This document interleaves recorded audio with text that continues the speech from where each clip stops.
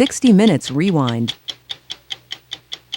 Our first story is about a man who is still trying to dodge a bullet. His name is Salman Rushdie, and he was marked for death 20 months ago by the Ayatollah Khomeini, who declared Rushdie's novel, The Satanic Verses, an affront to Islam. Rushdie, who comes from a Muslim family himself, went into hiding.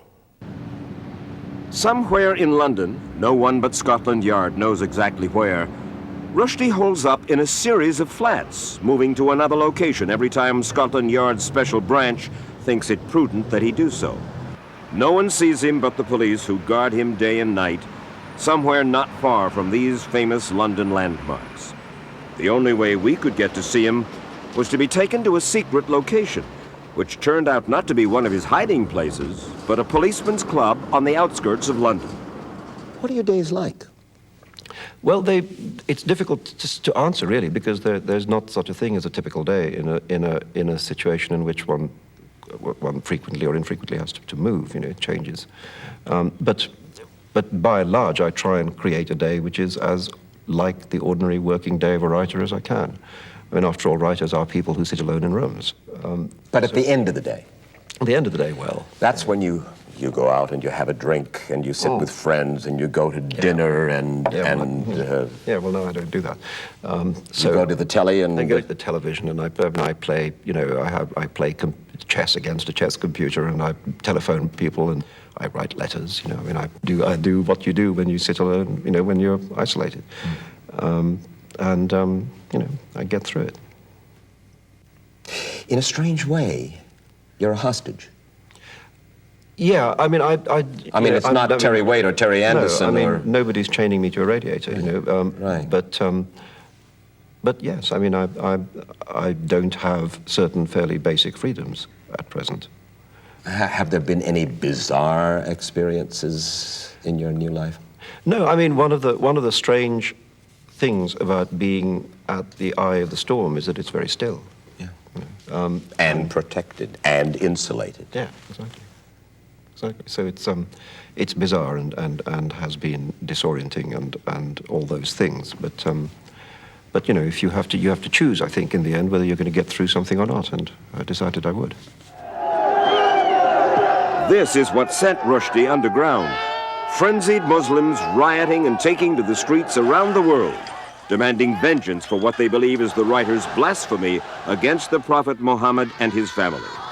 When the Ayatollah escalated the drama with his death sentence, Rushdie hit back with his own challenge 20 months ago in what turned out to be his last public statement before disappearing from view. And frankly, I wish I'd written a more critical book. I mean, a religion that claims that is able to behave like this, religious leaders, let's say, who are able to behave like this, and then say that this is a religion which must be above any kind of whisper of criticism. I mean, that doesn't add up. It seems to me that Islamic fundamentalists could do with a little criticism right now. You said, frankly, I wish I had written a more critical book. What did you mean? I don't know. I suppose that was bravado, you know. What options do you have in a situation like that? You can either gibber, or you can, you know, say something. Brave it out. Brave it out. I suppose that's all I was toughing it out. But it wasn't a particularly accurate remark, I don't think. You mean that you had no intention, or you did not feel that you... I did not at that moment really wish I'd written a more critical book, no. I can imagine. It was a very different Salman Rushdie we encountered. Different from this proud, defiant author 20 months ago, very much enjoying his literary recognition as he boldly read mocking passages about the Ayatollah from his Satanic Verses on British television. What is first uttered in the impotence of an overheated apartment becomes the fate of nations. Who has not dreamed this dream of being king for a day? But the Imam dreams of more than a day. Feels emanating from his fingertips the arachnid strings with which he will control the movement of history. Given the nature of the Ayatollah's following and the promise of paradise to any of the faithful who execute the writer, we were struck by Rushdie's determined optimism about his ability to work out a reconciliation with Islam. And it's been 20 months, just about, yes. And I mean, I have to hope that the atmosphere is gradually changing. I think there's various sort of signs that it might be. Where do you get those signs? Oh, just in the air, you know. And it seems to me that That, you know, in this country, I don't believe that that there are very many people actually who are seriously interested in doing me any harm. I don't believe that's so in the United States either. You know, I think most Muslims, like most people, are pretty reasonable. I think that actually the world contains very few bloodthirsty people. It was hard passing on this next piece of information to Rushdie, but just 2 days before in Tehran, I had asked Rajai Khorasani, chairman of the Foreign Relations Committee of the Iranian Parliament, if he could foresee the lifting of the death sentence. It is not going to be lifted. It cannot be lifted. Because? Because it is a religious fact which remains there forever. And there is nothing that Salman Rushdie can do? We just don't want, we don't care whether we can do or he can do something or not. It's not our business. There are plenty of people who are doing wrong things. We don't care about them. We don't make any attempt to solve their personal problems. It is his personal problem. And there's no apology, there is no amend? No. No, it's wrong to speak of an apology. And it is a lesson to many other Muslims who should simply think of what they want to say before they say it. We asked Rushdie about the passages from his Satanic Verses that have so outraged Muslim fundamentalists. Yes, but Muhammad backsliding his wives in brothels. Well, it's because it's not his wives in brothels. I mean, let's be accurate about this. It's not his wives in brothels. What is it? There is a brothel in the imaginary city in which the prostitutes take the names of the Prophet's wives. Meanwhile, it is quite clearly stated that the Prophet's wives are somewhere else being perfectly well behaved. Yes, but it's in the eye of the reader. It's in the eye of the beholder. And if you are a faithful Muslim... Yeah, but let's be accurate at least about what it is. You know, if I'm accused of calling... About your intention. Yeah, but also if I'm accused of calling the Prophet's wives whores, I didn't do it. What is there in Islam that has made it such a horror for you? Well, I don't think it's anything in Islam, and I don't think of Islam as a horror for me either. You know, I mean, my entire family is Muslims. Many of my friends are Muslims. I mean, Muslims are no more or less horrifying than any other group of people on the planet. I don't think it's anything in Islam that's created this. I mean, what created this was a specific event in one country. But there is something in Islam that makes the man who gets your head a reward. Forget the monetary award. One hears anywhere from $2 to $5 million for your head, but a reward beyond that, a spiritual reward. I doubt that you'd find a lot of Muslims who'd think like that. You know, I mean, really. You know, I mean, go out on the street and ask him. We did, right there in London. Even today, unless he withdraws the book, he is in grave danger. Anywhere in the world, not just here, anywhere in the world. According to the fatwa, he should be executed.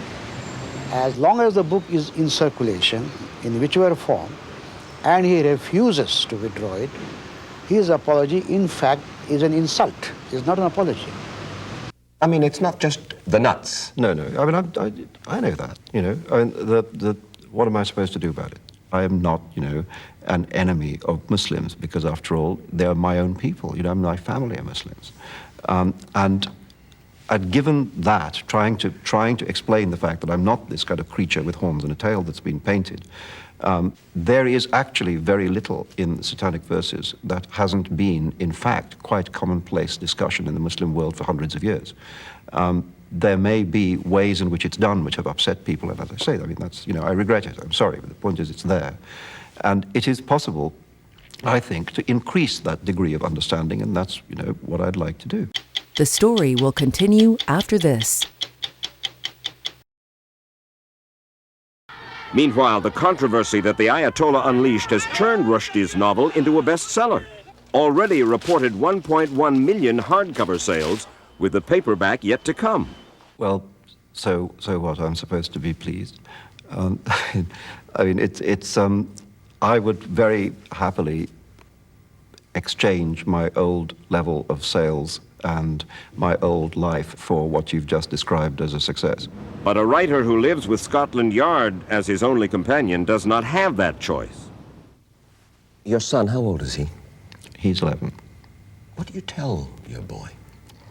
Well, I try and tell him what's happening. You know, I mean, I mean, he must ask, Dad, why do these people want to kill you?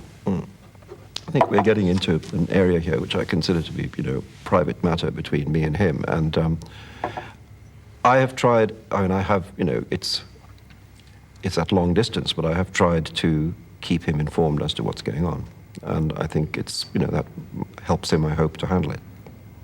And Marianne Wiggins, your wife, is that over? Yes, that's over. What do you do for companionship? Do you have to live a celibate life? I mean, I hate to ask the question, but I'm sure... Everybody wants to know. Exactly. It's nice to have a break. No, I'm not being serious. I mean, yes is the answer. What is your future? I don't know. I don't think in the long term at the moment. My future is to go on writing books, I hope. And remarkably, in spite of all, Rushdie has just completed his first book from exile, a children's book for his son. Haroun. Haroun, yes. It's a beautiful book.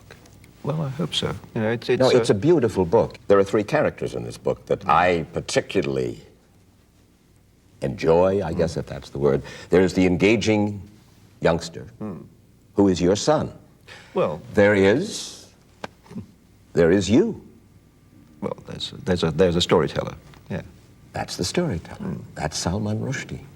And there is the Prince of Silence, and by God, that is the Imam Khomeini. Well, I'd resist that reading completely. He is the Prince of Silence, and he tries to keep the storyteller from telling his stories. That's right. Well, the book is a dramatization of all sorts of things. I mean, it's a war between language and silence, which after all is an old literary project. And it's a war between light and dark. So it's a fable about things quite other than Salman Rushdie and the Imam Khomeini. I confess, I opened Haroun, a children's book, and suddenly discovered it's also an adult's book. And I wondered if the Imam had conceivably tamed you. He has not. I don't know. I mean, if I felt that I couldn't write as myself, I would stop writing, because I value the art of writing too much to do it when I'm censoring myself. If that had happened to me, I would put down my pen and not write again.